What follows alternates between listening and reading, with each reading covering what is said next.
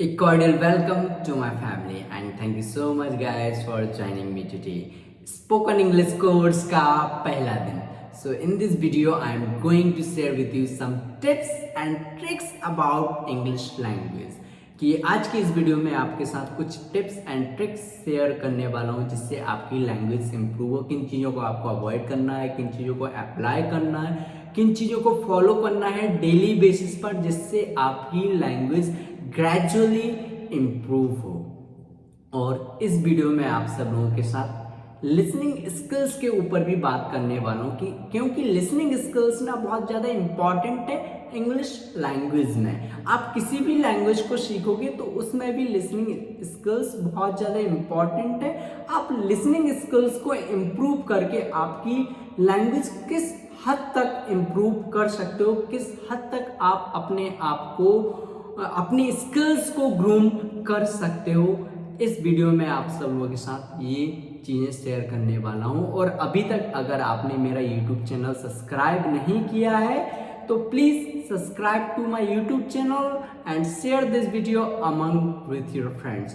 और ये सारी चीज़ें शेयर करने से पहले मैं मेरी लाइफ के बारे में मेरी एक छोटी सी कहानी आप सब लोगों के साथ शेयर करना चाहता हूँ जिससे मुझे लगता है कि आप कहीं ना कहीं से थोड़े से मोटिवेट होगे, इनकरेज होगे, अपने आप पर थोड़ा भरोसा होगा कि आप भी लैंग्वेज पर कमांड कर सकते हो और आप भी मेरी तरह वीडियो बना सकते हो, मेरी तरह स्टूडेंट्स को एज वेल एज प्रोफेशनल्स को ट्रेन कर सकते हो. इवन अगर आपको हाउ आर यू बोलना भी नहीं आता फिर भी आप ये चीज़ कर सकते हो. आपका माइंडसेट ऐसा बन जाए.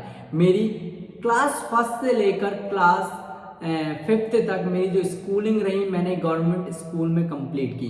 आफ्टर दैट फिर मैंने सिक्स स्टैंडर्ड से लेकर 10th स्टैंडर्ड तक मेरी जो स्कूलिंग रही वो मैंने सीबीएसई स्कूल में, मेरे डैड ने मेरा एडमिशन करवाया तो मैंने सीबीएसई स्कूल में कंप्लीट की. लेकिन जब मैंने सीबीएसई स्कूल में मेरा एडमिशन लिया तब मुझे इंग्लिश बिल्कुल कुछ भी नहीं आता था. लोग मेरे पर मजाक उड़ाते थे क्योंकि मुझे बोलना भी नहीं आता. हाउ टू से, व्हाट टू से, व्हेन टू से, कहाँ क्या बोलना, ये सारी चीज़ें नहीं आती थी और कोई मुझे सिखाता नहीं था किस तरीके से मुझे ये बोलना है. इवन टीचर्स और मेरे फ्रेंड्स, क्लासमेट्स सब लोग मेरा मजाक उड़ाते थे. फिर ये सारी चीज़ें फ्रस्ट्रेट होकर मुझे मेरा स्कूल चेंज करना पड़ा. मैंने 11th एंड 12th स्टैंडर्ड दूसरे एमपी बोर्ड से मैंने कंप्लीट किया और वहाँ मुझे थोड़ा इजीली लगा, वहाँ मैं थोड़ा इम्प्रूव हुआ मेरे एकेडमिक में. इंग्लिश लैंग्वेज में बिल्कुल इम्प्रूव नहीं हुआ वहाँ पर भी. मेरे डैड का सपना था कि मैं डॉक्टर बनूं क्योंकि मेरी मॉम की ना स्टार्टिंग से बीमार रहती थी तो मेरे डैड चाहते थे कि मैं डॉक्टर बनूं और कुछ अच्छा करूं लाइफ में जिससे लोगों की भी हेल्प कर सकूं, कि जो लोग बीमार हैं उनकी हेल्प कर सकूं, जो लोग एफर्ट नहीं कर पा रहे हैं उन लोगों की हेल्प कर सकूं.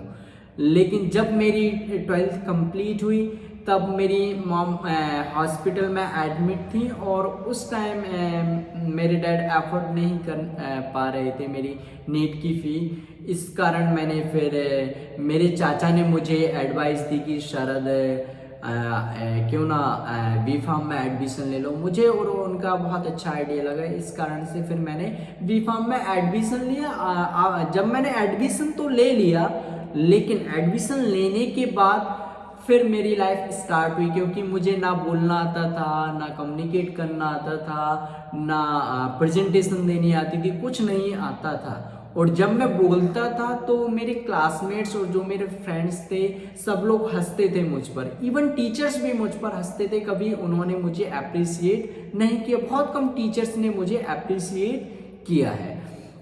तो जब भी न्यू सेमिनार्स होते थे, न्यू सेशंस लगते थे तो फिर मैं इंग्लिश में बोलने की प्रैक्टिस का कोशिश करता था. फिर भी लोग मुझ पर हंसते थे.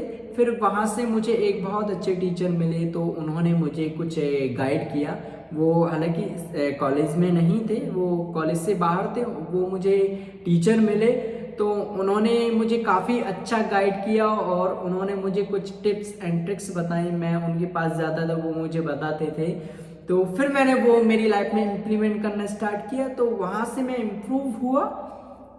एंड आफ्टर दैट फिर प्रेजेंटेशन देने का तो बहुत शौक था, लेकिन क्या बताऊँ मैं आप सब लोगों को कि कॉलेज वाले देने ही नहीं देते थे मुझे तो।